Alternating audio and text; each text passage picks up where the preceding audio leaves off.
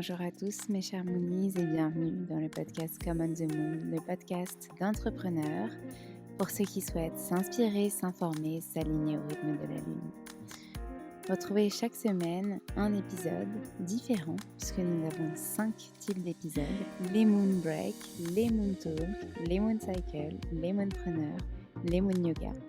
On fait le lien entre entrepreneuriat, bien-être, développement personnel, conseils pour infuser tout ce que vous voyez et tout ce que vous entendez, pour vous rassurer aussi, pour prendre confiance en vous, et puis les méditations pour justement concrétiser tout cela dans votre vie. Je vous remercie par avance pour votre écoute, pour vos retours aussi. N'hésitez pas à nous contacter sur les différents réseaux sociaux, par mail, et aussi à nous laisser des messages, des commentaires, des étoiles sur les plateformes dédiées si ces épisodes vous plaisent. Merci encore et je vous souhaite une très bonne écoute.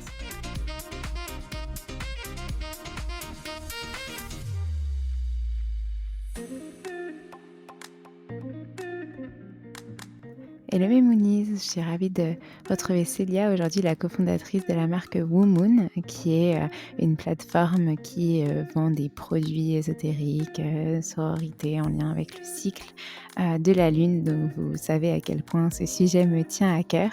Ils ont créé aussi leur plateforme WooMoon Rituel. Je laisse Célia en parler parce qu'elle l'explique beaucoup mieux que moi, cette genèse et toute cette créativité. Bonne écoute.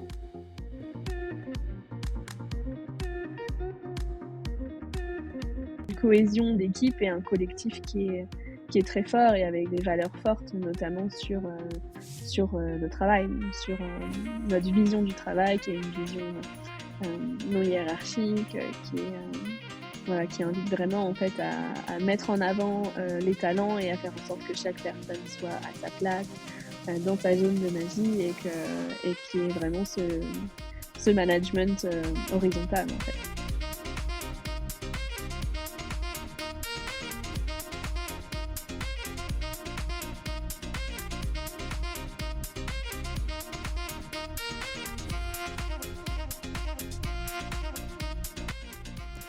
Hello Célia, je suis ravie de te retrouver aujourd'hui pour ce nouvel épisode du podcast Come on the Moon où on va parler de ta marque cofondée avec Julie WooMoon et de ton parcours entrepreneurial et puis de tout ce qui est en lien avec yoga, ésotérisme, sororité, spiritualité. Tu vas en parler beaucoup mieux que moi, alors je te laisse la parole. Hello Alexandre, merci beaucoup pour l'invitation. Je tiens à m'excuser pour ma voix, je suis enrhumée, donc j'espère que ce sera pas trop désagréable à écouter. Pas de problème, on est début de l'automne et donc du coup c'est un peu la période où on tombe tous un peu malades. C'est ça. Je vais commencer cet épisode en te posant la question que je pose un petit peu à tout le monde. Est-ce que tu peux revenir un petit peu sur ton parcours avant d'avoir, créé WooMoon? Comme ça, on fait un petit peu une temporalité de comment ça s'est passé pour toi. Ouais, avec plaisir. Alors, j'ai créé Woman, du coup, il y a 4 ans, oui, quasiment, à quelques jours près. Et avant ça, en fait, à part des stages, j'avais quasiment jamais travaillé. J'ai fait des études dans la traduction. Mon rêve depuis que je suis au collège, c'était de devenir interprète de conférences. Je voulais travailler à la Commission européenne, c'était mon grand truc.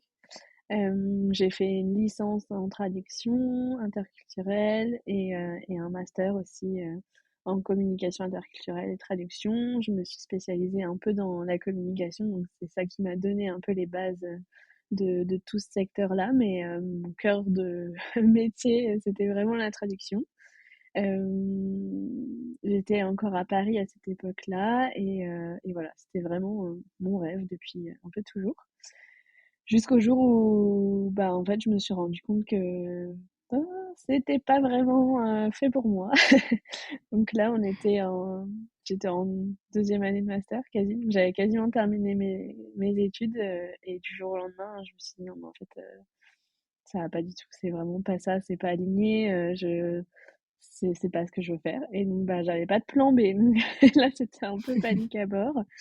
le rêve que je convoitais depuis des années, d'un seul coup s'envolait. Et je me suis retrouvée un petit peu perdue avec moi-même. Mais bon, j'ai continué, c'était une école privée, donc voilà, je voulais sortir avec un diplôme. J'ai persévéré, j'ai fini mes études et j'avais aucune idée de ce que je voulais faire ni où je voulais aller, seulement que je voulais m'en aller de Paris parce que c'était trop de stress, les transports et j'en avais marre de Paris. Donc j'ai cherché un stage de fin d'études partout sauf à Paris et partout sauf dans une grande entreprise parce que ça me plaisait pas. Et à cette époque-là, j'avais un blog, une chaîne YouTube où je parlais pas mal d'écologie, d'habitat alternatif, de zéro déchet, etc. Et j'ai été contactée par une petite entreprise qui s'appelle La Box à Planter, qui n'existe plus aujourd'hui malheureusement, mais une petite entreprise qui faisait des abonnements jardinage, qui était basée à Nantes. Et c'était parfait. Je me suis dit, c'est exactement ça qu'il me faut. Partir de Paris, me reconnecter à la nature et voilà. Et donc j'ai fait mon stage de fin d'études donc dans cette entreprise-là, qui était l'entreprise de Julie. Voilà où est Julie. Donc j'ai passé 6 mois en tant que responsable communication là-bas, dans une petite start-up. C'était super chouette, une super expérience professionnelle et j'ai ensuite continué pendant 1 an et demi, je pense, en CDI. Donc voilà, premier job dans une start-up à parler de jardinage, c'était génial. Et puis bah, toute petite équipe, puisque start-up, donc on était 2, 3, 4, quelque chose comme ça. Julie donc avait fondé cette entreprise-là. Et on parlait beaucoup. On parlait beaucoup de sujets qui nous passionnaient. Julie était vraiment fascinée et passionnée par le yoga et par le développement personnel. Et moi, plus par tout ce qui était astrologie depuis super longtemps, par le bien-être, par voilà, toutes ces pratiques introspectives. Et on n'en avait jamais vraiment trop discuté ensemble jusqu'à ce jour. Voilà, l'univers nous a amenés à parler de ça et ça s'est fait super naturellement. C'était en mai 2018 et en octobre de la même année, Woman était née. Donc ça a été très rapide. Voilà, on s'est lancé sans trop réfléchir en fait, à côté de notre travail du coup à la boxe à planter. Donc on avait les 2 activités en parallèle et Woman pour au départ, c'était vraiment, un hobby, on va dire. C'était, vraiment une petite activité, juste pour se faire plaisir, pour, voilà, pour, s'amuser, parler d'autres choses, et puis finalement, ce hobby est devenu bien plus que ça, puisque ça, la communauté a été présente très très très rapidement et l'entreprise a décollé très vite, à tel point que j'ai du coup arrêté mon activité en CDI chez la boxe à planter, ben, à peine 1 an après le lancement de Womoon pour me consacrer à 100% à l'entrepreneuriat. Voilà un peu le parcours. Donc, c'était pas tout dessiné, hein. À la base, j'étais bien loin de l'entrepreneuriat. Je fuyais même les cours de création d'entreprise pendant mes études parce que ça me plaisait pas. Je me reconnaissais pas là-dedans. Je me disais que j'avais pas les épaules, pas la posture pour être chef d'entreprise. Voilà. Il faut jamais dire jamais. Mais au final au final, maintenant Ouais. tu es, cofondatrice de Womoon et ça se passe, bien. D'ailleurs, ça s'est développé hyper vite comme tu as pu le dire. Bon, bah, du coup, tu as teasé Mmh. déjà mes autres questions, mais c'était super, intéressant de Oups. voir un petit peu votre rencontre avec Julie et donc du Mmh. coup, Julie derrière, elle a créé d'autres, entreprises et notamment le collectif Yuzu. J'ai vu que sur, votre site, il y a marqué Womoon propulsé par le collectif Yuzu. Est-ce que tu peux nous en parler un petit peu? Oui, bien sûr. En fait, oui, c'est ça. Julie, c'est un peu une serial entrepreneuse. Elle aime beaucoup créer des concepts, créer des entreprises. Donc elle avait effectivement fondé la box à planter, il y a 7 ans, je crois, qui, aujourd'hui n'existe plus, mais c'était sa première entreprise. De cette entreprise est née une autre boîte qui s'appelle La Fabrique à Sachets, qui est toujours en activité et qui propose des sachets de graines personnalisés pour les événements, pour les mariages, pour les baptêmes, les anniversaires, pour les entreprises, etc. Donc ça, c'était la deuxième entreprise. Et ensuite, on a fondé Womoon toutes les deux. Et, et en fait, toutes ces entreprises, enfin vraiment, les équipes, on était tous dans les mêmes bureaux, on partageait tout, on partageait le même atelier logistique, on partageait certaines compétences. Donc, il y a certaines personnes qui travaillaient pour les trois entreprises en même temps. Enfin, vraiment, en fait, on s'est rendu compte que on mutualisait beaucoup de compétences et de talents dans nos trois entreprises.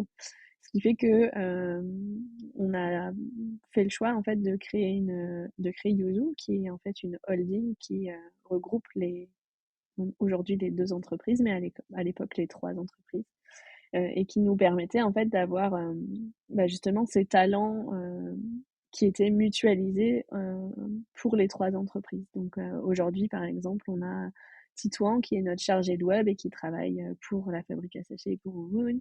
On a Lily qui est alternante en comptabilité et gestion et qui travaille aussi pour les deux entreprises.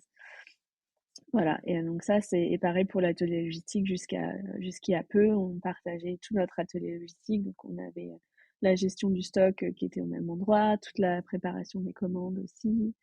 Euh, voilà, donc ça c'est l'histoire de Yuzu, qui est donc notre collectif et qui, au-delà de cette mutualisation des ressources et des talents, nous permet aussi une gestion financière facilitée. Ça permet en fait ça facilite les échanges de flux financiers entre les différentes entreprises. Ça facilite la compta, etc. Donc ça, c'est vraiment des points très précis, mais bon, qui sont très importants dans l'entrepreneuriat et la gestion d'entreprise. Et ça permet aussi évidemment une cohésion d'équipe et un collectif qui est très fort et avec des valeurs fortes, notamment sur le travail, sur notre vision du travail, qui est une vision non hiérarchique, voilà, qui invite vraiment en fait à mettre en avant les talents et à faire en sorte que chaque personne soit à sa place dans sa zone de magie et qui est vraiment ce management horizontal en fait.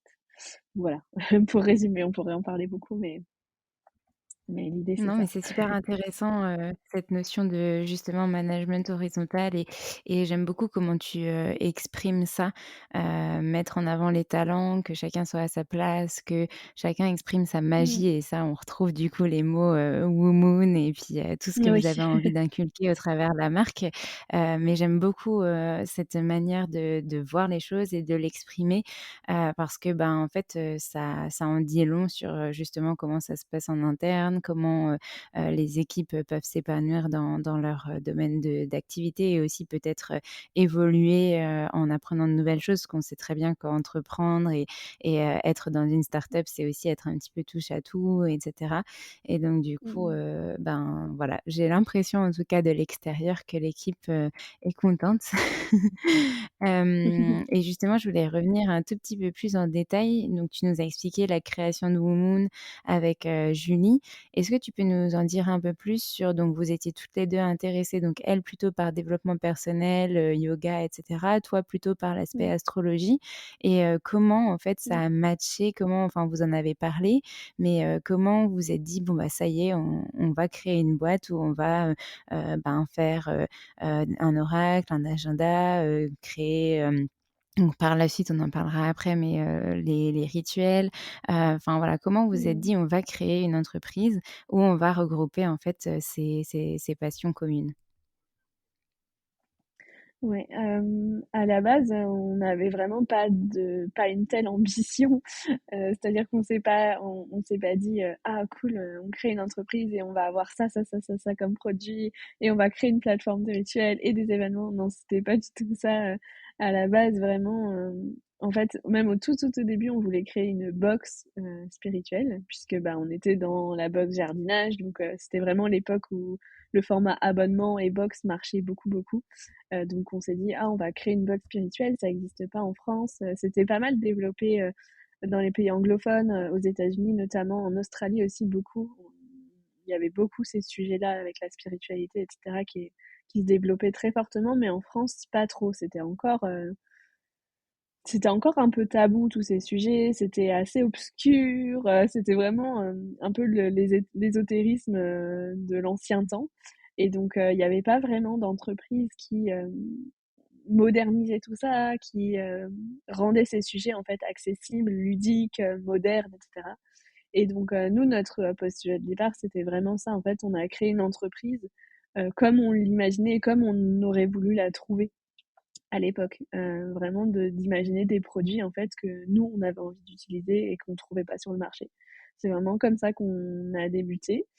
Donc on a vite, abandonné l'idée de la box spirituelle parce que gérer 2 box, hem, de front, c'était énorme comme travail et de devoir trouver, toujours des nouveaux produits à mettre dans les box, c'était vraiment trop compliqué. Donc on s'est dit: «On abandonne la box, on crée juste une boutique en ligne avec, ben, des essentiels en fait, des essentiels vraiment pour, explorer sa spiritualité, pour, se reconnecter à soi, pour prendre du temps pour soi et donc c'est comme ça qu'est née, la boutique au départ avec, pas vraiment de création Woon puisque le lancement s'est fait très vite, donc il y avait, essentiellement des livres, des oracles de maisons d'édition que nous on revend sur la boutique, ce qui est toujours le cas aujourd'hui.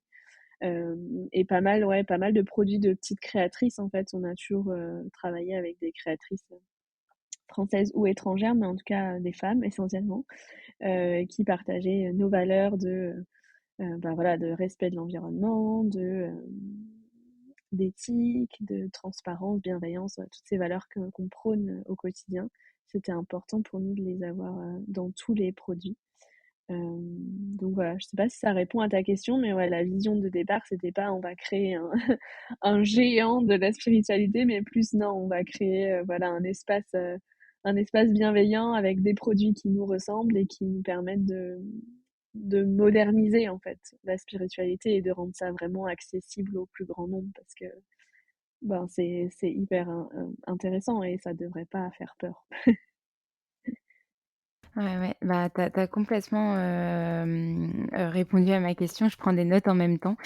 Les auditeurs, le Oui. savent, parce que je trouve que voilà, j'ai besoin d'écrire pour, m'imprégner des sujets et je trouve que justement moi j'ai suivi j'ai connu Woon depuis le début, au pop-up store à Paris, voilà les tout premiers, début de Woon et je trouve que, c'est génial de voir, comment ça évolue aujourd'hui et on en parlera juste après de tout ce que vous avez créé derrière. Et tu vois, en fait, au moment où moi je suis venue au pop-up store, je il y avait déjà des produits Woon, il me semble, mais c'était les Mmh. tout premiers et donc du Ouais. coup, voilà, c'est intéressant de voir, par quoi vous êtes partis. Vous aviez imaginé une box au Mmh. départ et puis finalement, vous avez lancé un e-commerce et ça a super bien fonctionné et j'aime bien cette Mmh mh. vision de moderniser la spiritualité que tu as dit, juste à la fin, de rendre ça accessible à tous parce que, à ce moment-là, il y a 4 ans quand même, c'était un sujet qui était beaucoup moins, hem, évoqué, emprunté. On en parlait encore moins qu'aujourd'hui. Déjà là, ça se démocratise beaucoup plus, mais c'était vraiment un Mmh. sujet où, faire des rituels, on ne savait pas trop ce que c'était, le cycle féminin, on n'en parlait pas, le rapport avec la lune non plus et donc Mmh. du coup, vous avez eu le l'ouïe fine, on va dire, pour se dire: «Bon, bah, on tente et puis ça va se démocratiser, par la suite» et c'est le cas aujourd'hui, c'est qu'on en entend de plus en plus Mmh. parler. Il y a de plus en plus de livres sur le sujet, d'objets, les rituels font vraiment partie de cette pratique aussi du yoga et cetera donc c'est vraiment, vraiment super et du coup, pourquoi vous avez choisi le nom Blue Moon à l'origine? Hem, bah, c'est assez simple. En fait, on a trouvé que c'était le nom parfait parce que alors, on utilise très peu l'anglais enfin, même pas du tout, en fait, dans nos créations. C'est le seul endroit où il y a de l'anglais. C'est juste dans le nom de la marque. Woman, c'est quoi? C'est, bah, la contraction entre woman et moon, donc la femme et la lune en anglais et ça représente exactement, ce pourquoi Woman existe et ça n'a pas changé en fait depuis 4 ans donc on est vraiment, autour de ces deux sujets-là, essentiellement le féminin ou la sororité, vraiment cet aspect qui tourne vraiment autour du féminin sacré, de la reconnexion à son cycle menstruel, etc. Et la lune qui dicte tous nos choix depuis 4 ans, avec nos newsletters autour de la lune, enfin vraiment nos lancements au moment des lunes, etc. Enfin bref, ouais, de la reconnexion aux phases de la lune et le lien en fait qu'il y a vraiment entre les phases de la lune et le cycle menstruel, c'est quelque chose qui nous porte depuis le début. Donc voilà, le nom parfait pour nous. Mmh. Tu parles de la newsletter, c'est vrai que c'est un des outils, qui est hyper puissant chez vous. Moi, je le suis, 2 voire 3 fois par mois, en tout cas, pleine lune, nouvelle lune, c'est sûr et puis, après, elle nous accompagne, tout le reste du cycle et je trouve que, justement, ça nous prouve encore une fois que c'est, utile d'avoir une newsletter, à valeur ajoutée. On va parler un petit peu d'aspect Mmh. marketing là, mais je trouve que c'est vraiment important pour aussi asseoir une crédibilité et cetera, de proposer quelque chose de qualité et un rendez-vous. Parce qu'en fait, cette newsletter, on en vient à l'attendre, Mmh. avant chaque phase du cycle. D'ailleurs, je crois on en a reçu une hier pour justement le lancement de l'agenda 2023, et qu'on en Ouais. recevra une, très prochainement, je pense aujourd'hui, demain ou enfin dans quelques jours pour la pleine lune. Mmh. Et c'est vraiment quelque chose qu'on attend finalement pour poser ses intentions. Il y a toujours une petite idée de rituel, une proposition et pour aller plus loin, voilà, on peut, s'inscrire, à votre programme, Woman Rituel et donc du coup, je voulais justement, qu'on fasse cette transition vers, tout ce que vous avez créé. Mmh. Donc quand vous avez créé Womoon, au départ, c'était donc, des collaborations avec des créatrices, vous revendiez des produits, des livres, des objets et ensuite comment vous Mmh mh. avez eu envie de vous dire: «Bon, on va créer, nos propres produits»? Par quoi vous avez commencé? Et comment est-ce que vous avez, construit tout ça? J'imagine qu'il y a eu une équipe, donc voilà, je voulais que tu nous expliques un petit peu, la Mmh. genèse de Womoon. Ouais. Ça s'est fait assez rapidement, les produits, parce que, forcément, quand on lance une entreprise, on a aussi envie d'avoir ses propres produits, d'autant plus que, revendre des produits, c'est chouette, mais c'est pas là où c'est le plus rentable, soyons, honnêtes. Donc nous, ça a été assez rapidement qu'on s'est dit: «Bah, OK, qu'est-ce qui nous manque? Qu'est-ce qu'on aimerait avoir sur notre boutique? Qu'est-ce que nous, on utilise, en fait, au quotidien et qu'est-ce qu'on a envie de transmettre surtout, aux personnes qui nous suivent?» Et donc le départ, ça a été vraiment tout ce qui tournait autour de la lune. Donc on a créé des petits carnets, sur la nouvelle lune, sur la pleine lune et sur le cycle menstruel. C'était vraiment nos thématiques, phares, du début.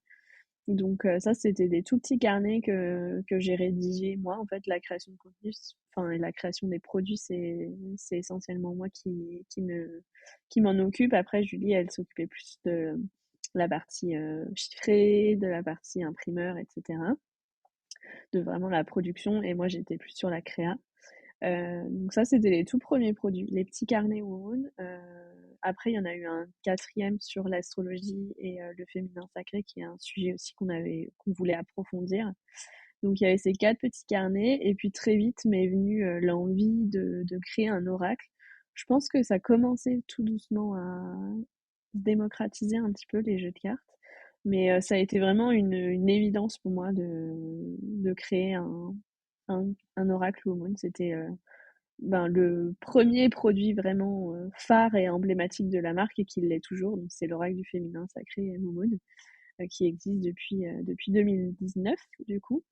Et ça, il est sorti de ma tête. Alors je saurais pas trop te dire, comment est-ce qu'il est né, simplement des pratiques, qui moi m'animaient et qui m'animent toujours, voilà, des phrases, qui me parlaient, des sujets qui me parlaient, et puis après c'est venu vraiment très, très naturellement. Donc ça, c'est le tout premier gros produit Woon, le gros produit de l'année 2019, et qui était du coup effectivement déjà dispo quand tu es venu nous voir au pop-up à Paris, parce que c'était à Noël 2019 du coup.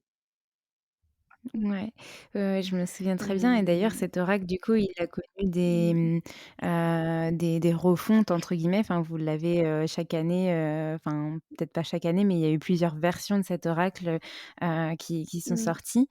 Est-ce que tu avais d'autres inspirations? Tu savais que tu voulais l'améliorer visuellement, mais aussi au niveau du contenu? Comment ça s'est passé?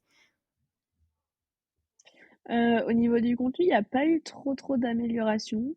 Je crois que j'ai juste, je sais plus si j'ai rajouté les 4 cartes bonus à la deuxième édition. Bon bref, j'ai peut-être rajouté du coup 4 cartes autour du cycle de la lune justement, à la deuxième édition quand on a fait réimprimer les oracles. Mais c'est surtout, oui, plus visuellement qu'on a changé un petit peu parce que, ben, la première version, c'était un peu un «test» entre guillemets et quand on fait imprimer, en fait, des oracles, on peut pas avoir de prototype donc c'est un peu, le pari sur le visuel. Il faut croiser les doigts pour que ce soit comme on l'a imaginé. Il était très bien, mais c'est vrai qu'on avait envie de l'améliorer un petit peu. On a aussi, amélioré la boîte puisqu'on a créé des petites encoches sur le côté pour que ce soit plus simple à l'ouverture. Enfin, voilà, en fait, on l'a un peu perfectionné, mais dans le gros, il a pas changé. Enfin, le contenu est toujours, d'actualité, même aujourd'hui, en fait. Et vous l'imprimez au même endroit que, votre agenda du coup ou c'est encore une autre imprimerie? Non, c'est une autre imprimeur parce que c'est une entreprise qui est spécialisée dans la conception de jeux de cartes. Donc lui, il est fabriqué. Donc les cartes sont imprimées en France et la boîte en Italie. Pour l'instant, ils font pas la boîte en France. Alors que l'agenda, c'est un imprimeur qui est vraiment juste à côté de Nantes, avec qui on travaille pour beaucoup de nos produits. Donc voilà. OK, bah, je voulais, revenir là-dessus justement parce que, c'est vraiment, quelque chose, aussi où vous mettez un gros point d'honneur. L'agenda, il sort donc tous les ans et c'est très important pour vous que ce soit fait en France, que ce soit, enfin voilà, vous l'expliquez sur votre site et d'ailleurs tu l'expliquais, très bien ce matin en story aussi. Est-ce que tu peux Ouais, nous décrire un petit peu ce processus de création de cet agenda? ouais. Du coup, l'agenda, là, c'est la troisième édition cette année. Donc, la première version a vu le jour, eh bien, fin 2020, du coup, puisque c'était l'agenda 2021. Et donc, bah, ça, pareil, on n'avait pas du tout pensé à, à créer un agenda au départ, mais ça nous est venu assez naturellement aussi, certainement parce qu'on nous l'a demandé aussi. Et donc, bah, la créa, ça prend beaucoup de temps. C'est un projet qui nous prend quasiment 6 mois de l'année. Donc, on le commence ben, début janvier. En fait, là, prochaine année, on se lance dans l'agenda 2024. Donc, on commence à chaque fois en janvier. Donc, bon, forcément, plus ça va, moins il y a de travail, entre guillemets, puisque bah, tout le contenu, je l'ai déjà créé en 2020. Donc, on refond pas à chaque fois tout le contenu de l'agenda. Ce serait vraiment bon, dommage et bête. Mais, mais du coup, la première année, ça a été un gros travail d'écriture, de recherche, voilà, pour mettre en avant bah, tous les contenus que j'avais envie d'aborder dans l'agenda, parce que c'est pas juste un agenda avec des pages hebdomadaires pour noter ses tâches. C'est vraiment beaucoup plus que ça. C'est un agenda qui est très complet, à la fois d'organisation, mais aussi d'introspection, donc avec une grosse partie sur les rituels de lune, avec des mantras, avec des diagrammes lunaires aussi pour suivre son cycle menstruel. Donc ouais, c'est vraiment un outil que j'ai imaginé pour nous accompagner au quotidien en fait. Et donc, bah, la première partie de la créa, c'est vraiment ça, c'est la rédaction, bah, améliorer les textes, etc., les rendre ben, d'actualité, on va dire. Rechercher aussi ben, toutes les lunes, les signes astro de chaque lune de l'année. Ça prend énormément de temps. Les dates des pleines lunes, des nouvelles lunes, les heures, les signes, etc. Ça, c'est un gros travail aussi. Et puis en parallèle de ça, on lance ben, toute la création graphique avec nos graphistes. Donc les illustrations, c'est un gros travail. Et puis toute la mise en page de l'agenda. Une fois que ça c'est fait, bah, il y a une grosse partie relecture pour, éviter un maximum de coquilles, même s'il en reste toujours quelques-unes. Ça, voilà, la beauté du fait main, on va dire. Et ensuite ça part en impression. Donc en général, on essaye de boucler ça avant l'été, qu'on on donne tous nos fichiers, à notre imprimeur, on fait les tests, de colorimétrie, les premiers tests d'impression et cetera et ensuite normalement, avant l'été, on l'a entre les mains et puis on le lance, bah, voilà, là, au mois d'octobre en général pour qu'il soit entre les mains de nos Moon pour, l'année prochaine. Mmh. Super. Du coup, au niveau de l'impression, c'est du papier qui est sélectionné par vos soins? Comment ça se passe? Vous donnez un petit cahier des charges, à votre imprimeur pour avoir, je sais pas, du papier recyclé ou autre? Est-ce que, Mmh. il y a un processus spécifique? Ouais, complètement. Bah, c'est vrai que maintenant, c'est un peu rodé parce que, bah, c'est la troisième fois qu'on le fait, donc on a l'habitude, on sait ce qu'on veut et cetera. Mais il y a eu effectivement entre la première version et celle-ci, il y a eu pas mal de changements, notamment autour de la couverture.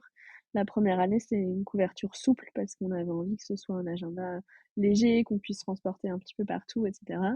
Mais on s'est rendu compte, en fait, au fil de l'année qu'il s'abîmait beaucoup et donc on a eu beaucoup de retours, suite à la première édition. Et pour moi, c'est hyper important à chaque fois de faire appel en fait à toutes les personnes qui ont acheté l'agenda pour pouvoir l'améliorer d'année en année. Donc l'année suivante, on a changé la couverture, on a mis une couverture rigide et qu'on avait fait pelliculer. Donc il y avait une petite pellicule de plastique sur la couverture, ce qui fait qu'il était recyclable à l'intérieur mais pas à la couverture. Donc du coup, il était beaucoup plus solide, mais on rognait un petit peu sur nos exigences écologiques. Donc bon, on pouvait pas tout avoir. Mais cette année, on a réussi à trouver le compromis parfait. On a enlevé cette pellicule de plastique, donc l'agenda il est 100% recyclable. Donc ça, on est très contente de ça. Et il est un tout petit peu plus fin. En tout cas, la couverture est un peu plus fine, ce qui fait qu'il est moins lourd que l'année dernière, moins épais aussi, donc voilà, plus facilement transportable. Donc j'espère que cette année, ce sera la version parfaite. J'ai hâte d'avoir le retour de nos clientes. Et pour le papier, oui, on fait attention à sélectionner du papier qui soit PEFC, donc qui soit issu de forêts éco-gérées. Cette année, l'intérieur, il est pas recyclable parce qu'on a subi une énorme hausse des matières premières, notamment avec le papier. Et le papier recyclé coûte très, très, très, très, très cher. Donc, comme on n'avait pas envie d'augmenter le prix de l'agenda, qui est déjà quand même un investissement pour beaucoup de personnes, ben, on a fait le choix du coup de sélectionner du papier qui est certes éco-géré, mais pas recyclé.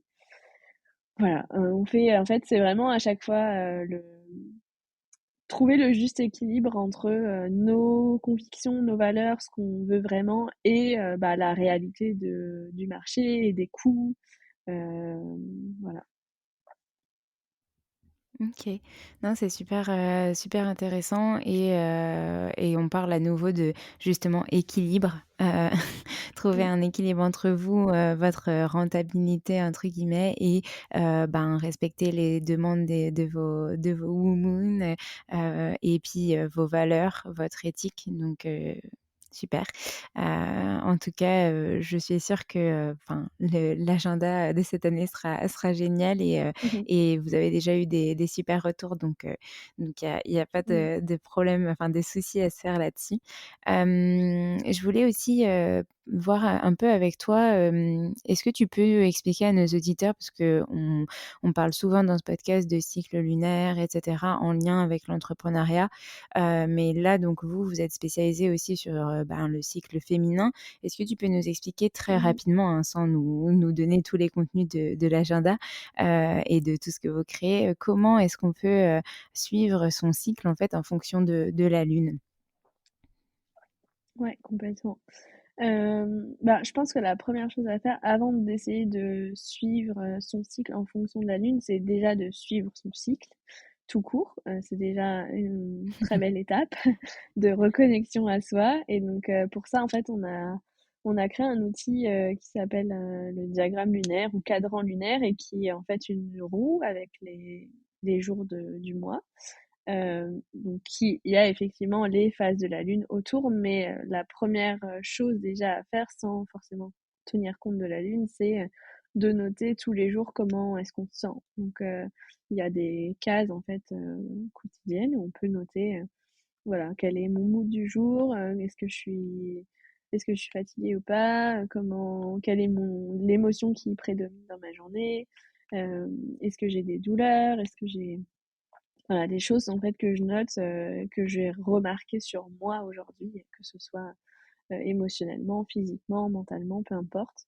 Et en fait, de faire ça mois après mois, ça permet vraiment d'apprendre à se connaître déjà et de repérer notre cycle, donc de repérer l'évolution en fait de notre humeur, de nos douleurs, etc. en fonction de notre cycle et de se rendre compte que ben on est cyclique.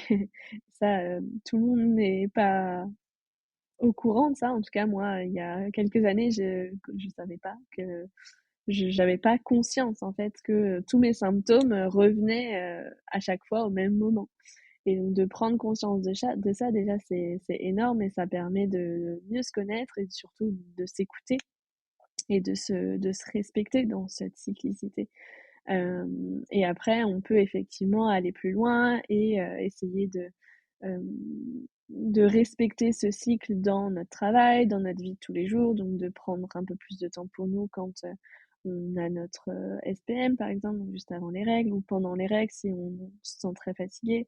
Et au contraire, pendant la phase préovulatoire ou ovulatoire, ben, où là, on a un regain d'énergie, d'en profiter et d'être la plus productive à ce moment-là, etc. Donc en fait, prendre conscience de ça, ça permet vraiment de s'adapter comment dire, ben, de s'écouter en fait, ouais, de vraiment respecter ce cycle et de s'organiser en fonction de son cycle menstruel. Donc ça, c'est vraiment, enfin, c'est moi ce que je recommande quand on veut commencer à mieux s'écouter, et à se reconnecter à son corps, parce que c'est vraiment un très très beau point de départ. Et après, on peut pousser un peu plus loin, effectivement, et de voir comment est-ce que ça tombe en fonction de la lune. Est-ce qu'on a nos règles plutôt au moment de la nouvelle lune, de la pleine lune? Qu'est-ce que ça veut dire? Comment est-ce qu'on peut en tirer profit, etc. Voilà. Mais je pense que ça, une seconde étape. La première, c'est déjà de se reconnecter à son cycle, à soi, et après de pousser un peu plus loin. Mais chaque chose en son temps. Mmh. Ouais, ouais, mais c'est justement en faisant ce travail, mois par mois qu'on observe, ben, ce qui revient régulièrement comme tu dis et on peut se dire: «Ah bah tiens, c'est marrant, ça fait, 4 mois que j'ai mes Mmh. règles au moment de la pleine lune» et donc là, du coup, on peut suivre en fonction de la lune quand est-ce que, on a nos règles et enfin, tu l'as pas évoqué et je sais pas, enfin, j'ai cru en j'ai dû entendre et je pense que c'est vrai.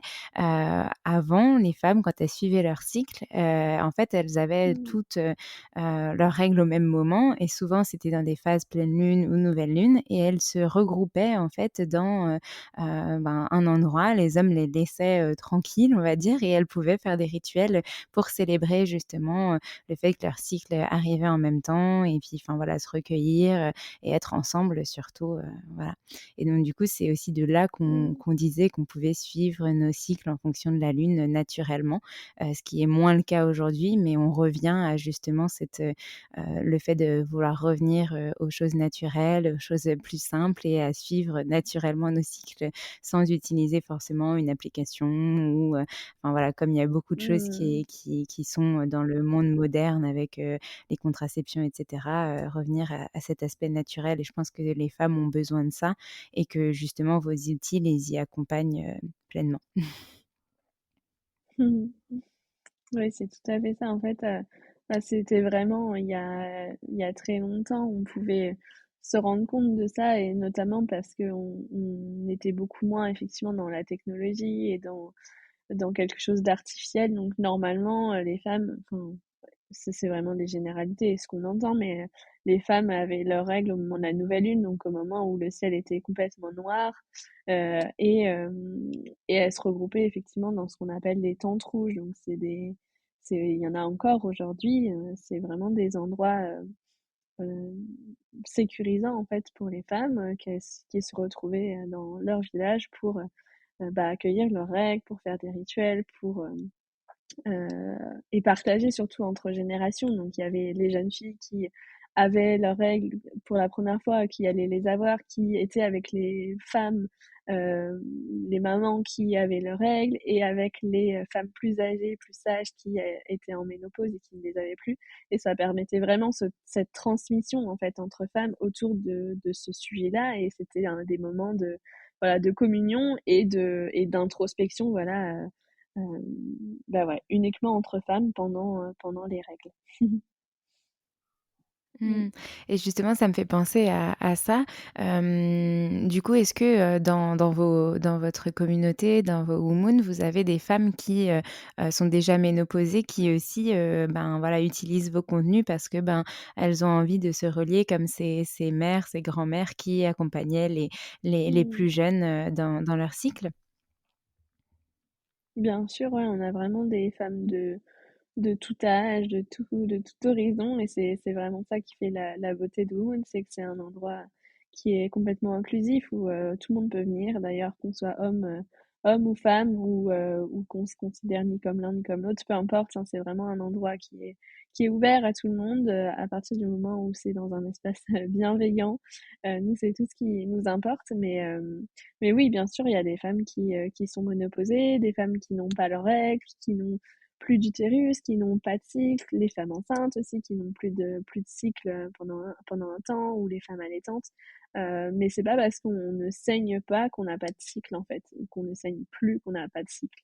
Euh, il est toujours présent, il faut simplement en prendre conscience et faire cet exercice justement d'écriture journalière, ça permet vraiment de se reconnecter à son cycle, même si on n'a pas ce marqueur qui est évident, que sont les règles.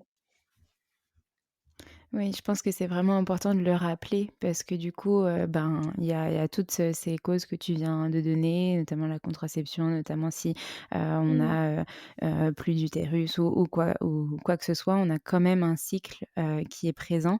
mmh, C'est plus difficile à percevoir parce qu'on n'a pas ces règles, chaque mois, mais il est bien là et donc du coup, ce travail de justement repérer, son humeur, ce qu'on ressent chaque jour, ça nous aide à nous y reconnecter et du coup, ben, mmh, après l'agenda, vous avez, quand même, créé d'autres produits et notamment ce qu'on peut appeler un service finalement qui est, votre plateforme Woman Ritual. Comment ça s'est créé? Comment c'est venu cette idée de vouloir créer carrément une plateforme avec des vidéos, un mmh, accompagnement, vraiment personnalisé où, bah, voilà, on peut se connecter, on peut faire nos rituels pendant, ce cycle, on peut, avoir des pratiques, un accompagnement. mmh. Bah, en fait, je sais plus trop. Ce que je sais, c'est que au tout début, on organisait pas mal d'événements, en fait, des rituels de lune justement dans nos anciens bureaux à Nantes. On organisait quelques retraites aussi, mais c'était surtout des cercles, en présentiel en soirée pour, célébrer la nouvelle lune ou la pleine lune et ça nous plaisait vraiment parce que ça nous permettait de rencontrer notre communauté et de célébrer ces moments ensemble. Sauf que, bah, forcément, c'était limité, à quelques femmes et on n'en faisait pas non plus, toutes les 2 semaines, et c'était surtout, bah, à Nantes. Donc, on a beaucoup de nos women qui sont, un peu partout en France et même s'il y en avait qui venaient de Paris exprès pour, venir au rituel, bah, forcément, c'était assez limitant. Donc, on a eu envie, de créer quelque chose qui soit, bah, accessible à tout le monde, peu importe où on est dans le monde, et à quel moment on est disponible. On avait, envie de rendre ces pratiques, qui étaient vraiment enfin, qui sont très puissantes et on voyait bien, en fait, l'impact que ça avait à chaque fois qu'on organisait ces cercles, ces événements sur les femmes qui étaient là et donc on trouvait ça «dommage» entre guillemets de priver le reste de notre communauté de toute cette magie. Donc c'est comme ça qu'est née, l'idée de créer une plateforme en ligne, donc avec les mêmes pratiques à peu près que ce qu'on faisait dans nos cercles en présentiel, mais donc de proposer ça en ligne en fonction, du cycle de la lune. Donc ça a beaucoup évolué depuis le début, mais l'idée de base est là, c'est vraiment qu'il y a un rituel à chaque nouvelle lune, à chaque pleine lune et autour de ces moments phares, il y a du yoga, de l'astrologie, du tarot. Il y a des rituels maintenant avec, enfin des pratiques, c'est pas forcément des rituels, mais des pratiques en tout cas avec des intervenantes aussi. Donc, vraiment, il y a toutes sortes de pratiques, yoga, méditation, danse intuitive, il y a du breathwork, il y a des tirages de cartes, enfin voilà, c'est un peu infini, des voyages sonores, et cetera. Mais vraiment tout pour prendre soin de soi et peu importe où on est, à n'importe quel moment, en fait, on peut se connecter et on peut se retrouver, ben, seul avec soi-même, mais en même temps avec cet esprit de sororité et cette connexion qu'il y a entre toutes les membres, de notre communauté. OK, super et du coup, aujourd'hui, c'est uniquement sur le web ou il y a une application? Ou alors peut-être que je tease sur un futur projet, j'en sais rien. Non, malheureusement, ça coûte très, très, très, très cher de développer une application, Mmh. qui soit bien. Donc, c'est pas un projet du tout. Il y a une application qui va en fait avec, le logiciel, sur lequel on a notre, plateforme. Donc, bon, c'est un peu un compromis entre, le web et une application. C'est pas une application Moon, mais, ça permet quand même de faire par exemple les méditations, sur son téléphone. Après, c'est vrai que la plupart de nos abonnés font quand même sur, l'ordinateur parce qu'avec le yoga et puis les autres pratiques, c'est quand même plus agréable de l'avoir, en grand écran. Un grand écran. Mmh. OK. Parfait et ben, du coup, je voulais un petit peu, qu'on parle aussi de l'équipe Womoon. Donc tu en as parlé, tout à l'heure, un petit peu qui est en lien avec le collectif que vous avez créé et qui travaille aussi pour la fabrique à sachets. Mais est-ce que, tu peux nous parler un petit peu de comment vous vous organisez au quotidien pour, ben, tout ce qu'il y a à faire, sur Womoon, à la fois la logistique, la communication, la création, ben, enfin voilà, le site et cetera. Ouais, ça c'est une vaste question. Il y a beaucoup de choses à dire. Ça a beaucoup changé aussi depuis les débuts de Womoon. Forcément, l'équipe s'est agrandie et puis un peu moins. Enfin voilà, ça fluctue beaucoup. C'est les aléas, on va dire, de l'entrepreneuriat et de la vie d'une entreprise. Mais donc à la base, on était 2 avec Julie. On a eu, quelques personnes qui nous ont rejoints en stage ou pour des petits contrats au tout début pour nous aider à la préparation des commandes puisque, au lancement de Womoon, du coup, bah, je rappelle on avait déjà l'autre entreprise à côté et puis, bah, on faisait tout. Donc, la création, des produits, on gérait le site, on gérait le service client, la logistique, la préparation des commandes, la communication évidemment, les newsletters, enfin vraiment tout était géré par Julie et moi de A à Z avec, l'aide de juste, de 2 petites mains pour, les commandes. Ensuite, moi, je me suis consacrée donc à 100 à Womoon, 1 an à peine plus tard parce que ça devenait vraiment trop difficile de gérer les 2. Et puis, notre première salariée, bah, c'est Orlan qui est arrivée, début 2019 non, début 2020 pour nous aider en fait au lancement justement de la plateforme Womoon Rituel. Alors au départ, elle était là plus pour le service client, pour la préparation des commandes aussi et puis petit à petit, son poste a évolué et a grandi avec elle et aujourd'hui, elle s'occupe à 100 de la plateforme. Donc c'est elle qui gère, tous les contenus, qui gère les collaborations et cetera. Notre deuxième salarié, c'était Floriane qui est partie cet été, mais qui nous a rejoint début 2021 pour nous aider à la communication parce que pareil, je commençais à manquer un petit peu de temps pour gérer tout ce qu'il y avait à faire. Donc elle nous a bien aidé pendant 1 an à toute la communication sur les réseaux sociaux, la newsletter, etc. Et ensuite, on a une troisième salariée, Juliane, qui est arrivée, à la rentrée 2021 pour, un peu remplacer Julie, sur toute la partie chiffrée, tout ce qui touche au développement de la marque, au B2B aussi et cetera. Voilà. On a une stagiaire aussi en ce moment qui s'appelle Caroline et qui s'occupe de la communication sur Women Rituel avec Orlan. Voilà, donc aujourd'hui j'ai donc 2 salariés, Caroline qui s'en va bientôt, mais qui nous a bien aidés pendant pendant son stage et puis moi. Donc on est une toute petite équipe pour, une montagne de choses à faire, mais voilà, on fait au mieux et on essaye de trouver une bonne organisation pour que ce soit, quand même fun et agréable au maximum pour, pour tout le monde. Donc ça, c'est vraiment l'équipe Womoon à 100 et après oui, il y a la partie, Yuzu, où on a donc comme je l'ai dit au début, Titouan qui s'occupe du web, des publicités un peu quand on en fait, voilà, qui s'occupe du site et cetera. Lydie qui s'occupe, de la partie compta avec, notre cabinet comptable, des factures et cetera et de l'admin, avec Juliane quand même aussi. Et puis voilà, maintenant on n'a plus d'atelier logistique puisque pour des raisons de coût, on a choisi d'externaliser en fait toute la gestion de la logistique et de la préparation de commandes chez un logisticien qui s'appelle Apicoli, qui est en région parisienne et qui donc s'occupe depuis cet été de l'envoi de toutes nos commandes, de la réception des stocks, etc. Voilà. OK, et ça vous décharge aussi un peu, j'imagine, d'avoir quelqu'un qui s'en occupe, aussi, de cette partie-là?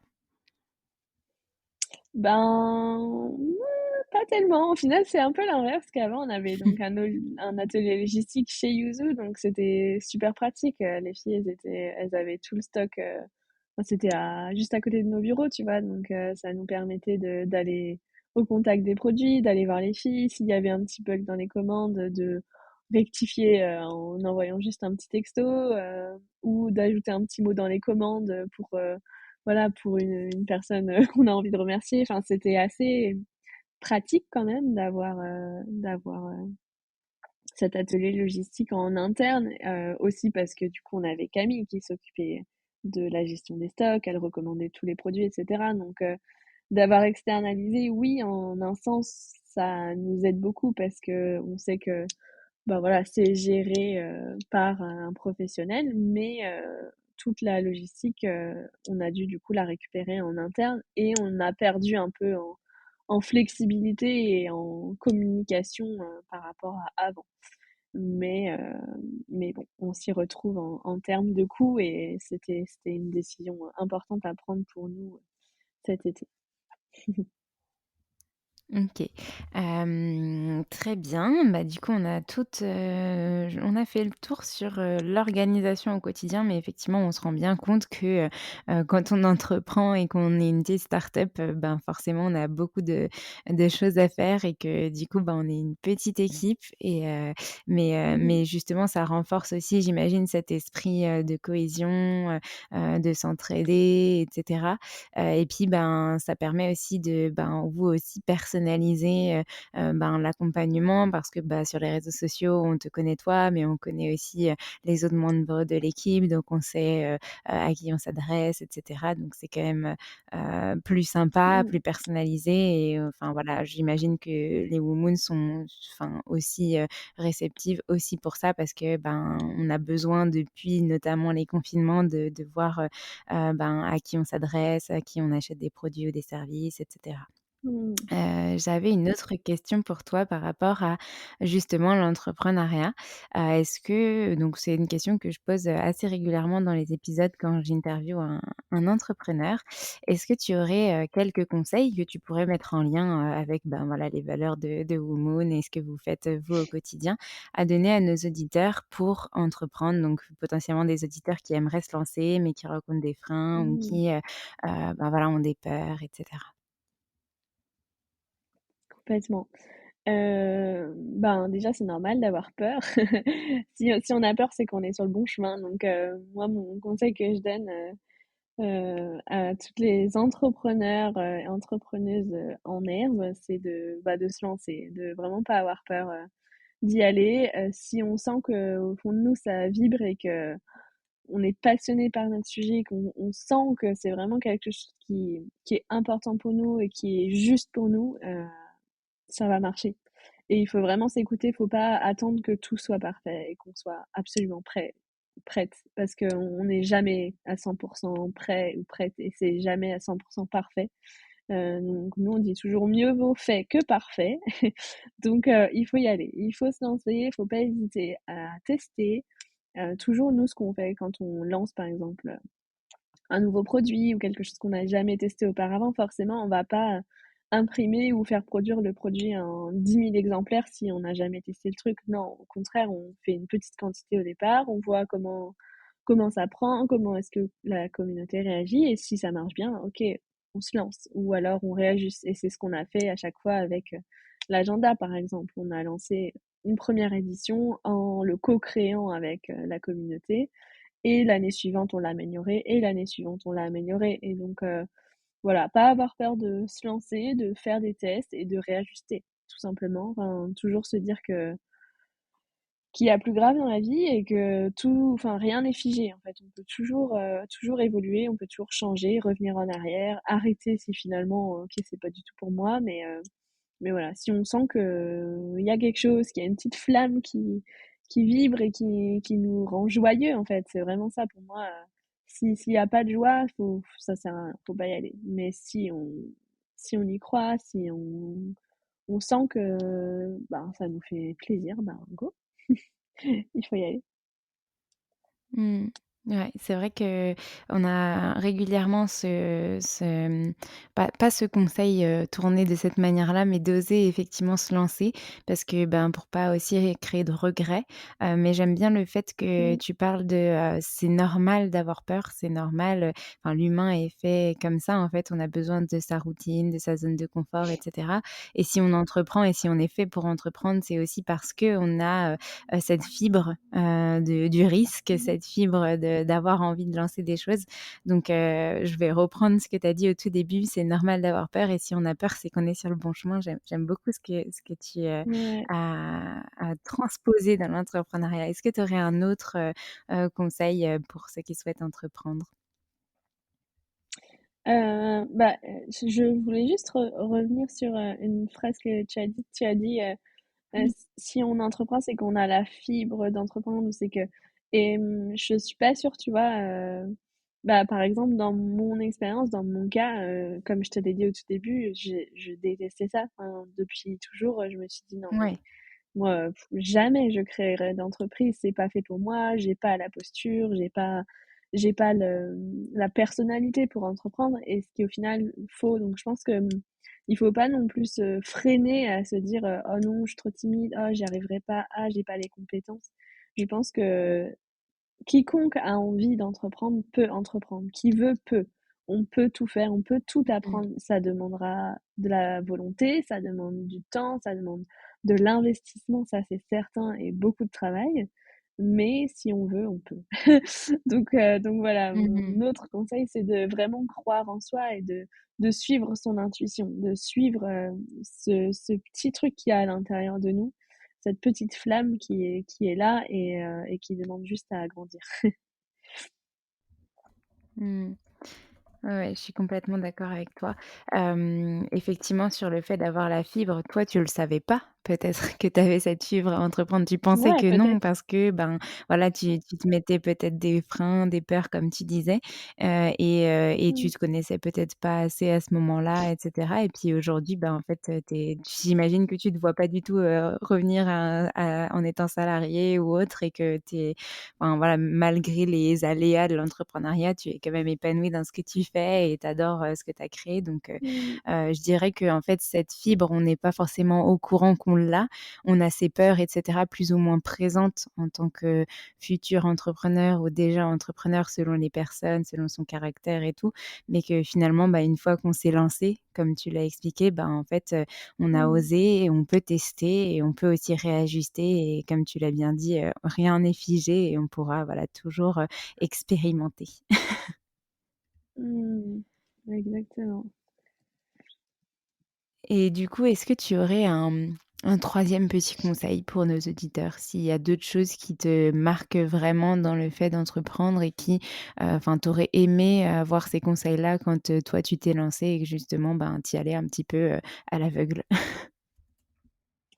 Ben, je pense que, Un autre conseil que je pourrais donner, c'est de savoir s'entourer. De s'entourer de personnes, pas forcément s'associer, mais en tout cas de s'associer, oui, c'est ça, de s'entourer plutôt de personnes, qui soient à la fois experts dans leur domaine et surtout qui soient là vraiment pour nous élever et pour nous accompagner. Donc d'essayer de choisir les bonnes personnes, ça vaut aussi quand on crée une équipe, quand on forme une équipe autour de soi, de vraiment prendre le temps de trouver les bonnes personnes et de trouver des talents qui sont vraiment dans leur zone de magie, dans leur zone d'éclat de leur donner aussi justement des missions pour qu'ils puissent qu'ils et elles puissent s'épanouir dans leur travail et fournir le meilleur d'eux-mêmes. Mais après, c'est pas forcément une équipe en salariat, ça peut tout à fait être des personnes en freelance autour de nous et qui nous apportent énormément aussi. Donc, ouais, je pense que c'est important dans l'aventure entrepreneuriale de pas rester seul et de savoir s'entourer, rien que demander des conseils, échanger, se faire coacher, pourquoi pas. Enfin, vraiment toutes ces personnes qui peuvent graviter autour de l'entrepreneur et qui sont très importantes ouais, pour échanger, grandir, apprendre, parce que même si on peut faire beaucoup de choses par soi-même, ben, c'est aussi important soit de déléguer, soit d'apprendre des autres aussi. Il y a plein d'entrepreneurs qui sont passés par là avant nous et plein d'erreurs peut-être à éviter aussi, même si l'erreur c'est chouette parce que ça permet bah, voilà, de s'améliorer, d'apprendre beaucoup sur soi, mais ouais, essayer de s'entourer de bonnes personnes et de personnes qui sont là pour nous élever, c'est important pour moi, je pense. Mmh.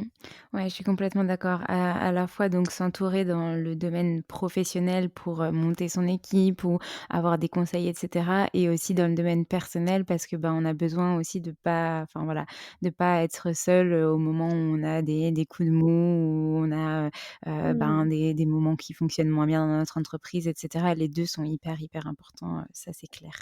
Bah, merci pour ces Mmh. conseils. Et j'avais une dernière petite question et après, bah, peut-être que tu auras d'autres choses que tu voudrais rajouter. Est-ce que, comme vous êtes spécialisés, dans tout ce qui est rituel, sororité, spiritualité et cetera, chez Womoon, est-ce que Mmh tu mh. aurais quelques conseils à donner à des personnes qui auraient envie de s'initier au rituel, et qui en fait, ben, ne savent pas trop par où commencer? Alors déjà, on n'en a pas parlé, mais très récemment, il y a ton livre qui est sorti. Donc je pense qu'on peut s'appuyer sur ton Mmh. livre, on peut aussi s'appuyer sur, Woman Rituel. Mais est-ce que, tu aurais, comment toi tu as fait pour commencer à faire des rituels, à savoir, où est-ce que, tu pouvais le faire et cetera et cetera? Bah, je pense que je faisais des rituels, mais sans savoir que c'était des rituels au début.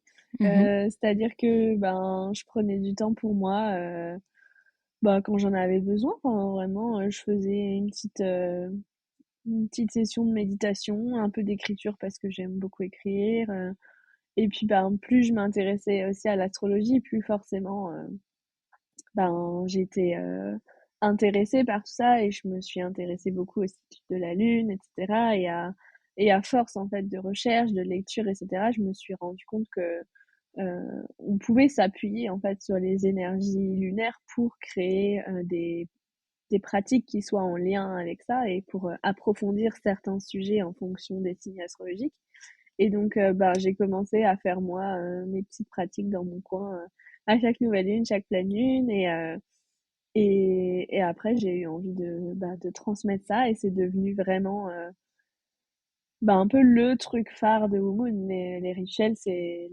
Wumoon. Enfin, ça fait pleinement partie de notre expérience et de ce qu'on transmet depuis le début, que ce soit sur les réseaux, dans la newsletter, dans nos produits, enfin vraiment partout et c'est pour ça qu'est né, le livre Rituel. C'était vraiment pour moi, enfin, c'est un peu la bible Woman. Enfin, vraiment, c'est tout ce qu'on partage depuis 4 ans qui est regroupé dans un seul ouvrage et je suis très, très fière de cet ouvrage. Donc, ben, si vous avez envie de commencer des rituels, vous pouvez déjà aller chercher le livre Woman dans les magasins. Et puis, et ensuite, bah, tout est expliqué dedans, mais vraiment, d'y aller petit, en fait, d'y aller à son rythme, de pas se prendre la tête, de pas en faire une montagne. Il faut que ce soit quelque chose d'agréable, les rituels. Il faut pas qu'il y ait de pression ou de performance. Enfin, vraiment, l'idée, c'est simplement de s'accorder du temps pour soi, quand on en a besoin et c'est tout. Et il y a pas besoin, d'avoir, des 1000 et des tonnes d'objets pour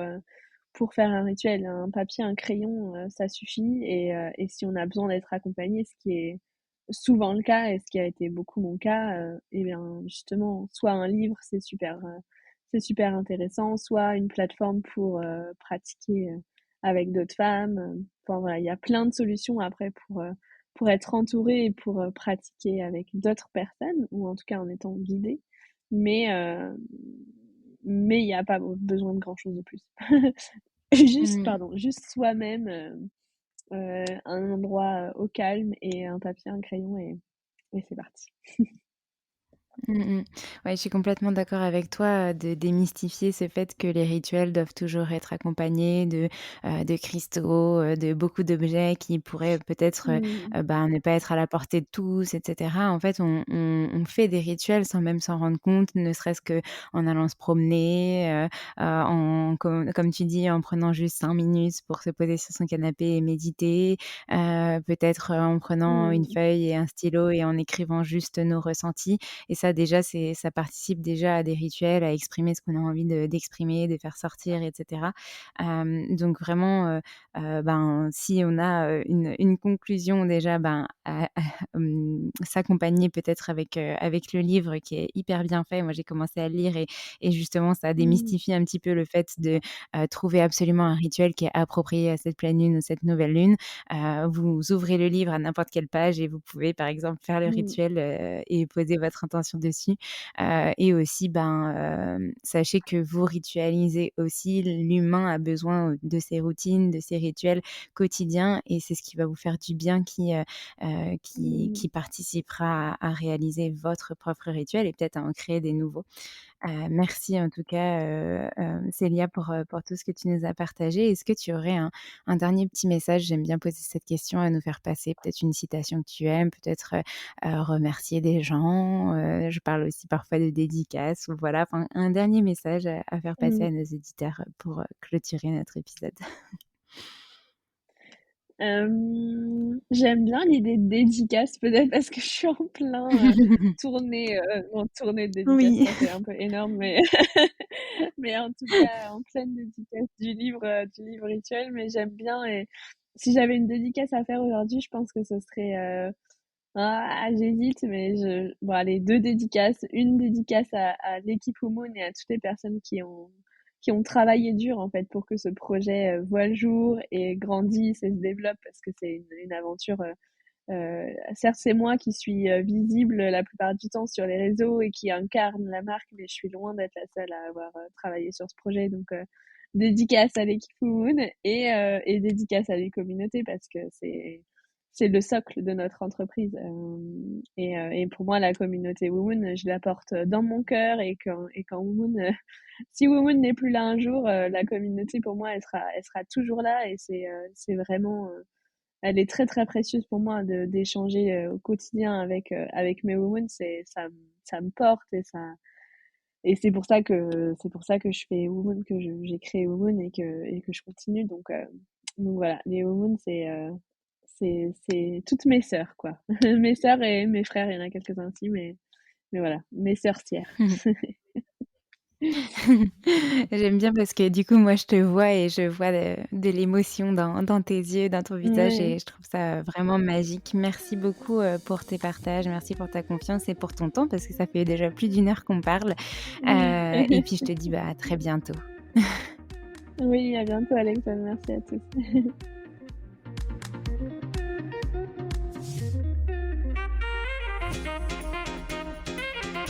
Merci à tous d'avoir écouté cet épisode. N'hésitez pas à nous laisser des étoiles et des commentaires sur les plateformes dédiées comme Apple Podcast et Spotify, mais c'est aussi des messages privés, des commentaires. Ça nous fera très plaisir de pouvoir échanger avec vous. En tout cas, on vous dit à la semaine prochaine. Nous avons hâte de vous retrouver.